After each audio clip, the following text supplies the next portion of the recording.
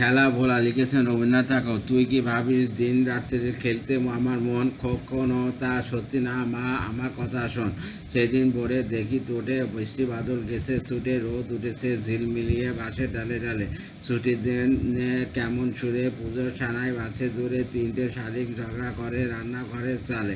খেলনাগুলোর সামনে মেলি কি যে খেলি কি যে খেলি, সেই কথাই সমন্তক্ষণ ভাবুনি আপন মনে লাগলো না ঠিক। কখনো খেলায় কেটে গেল সারা বেলা, রিংলো ধরল রঞ্জু বসে বারান্দির কোণে। খেলা বলার দিন আমার আমার আসে মাঝে মাঝে, সেদিন আমার মনের ভিতর কেমনে তর বাজে।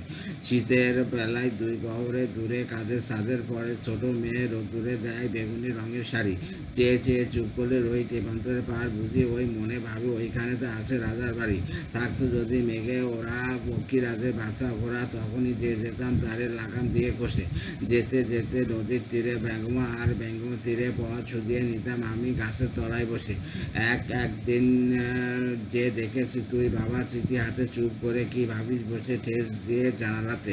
মনে হয় তোর মুখ যে তুই যেন কোন দেশের মেয়ে, যেন আমার অনেক কালের অনেক দূরের মা। কাছে গিয়ে হাসানি সুই হারিয়ে ফেলা মা যেন তুই। মাঠ পারে কোন বটের তলার বাঁশির সুরের মা।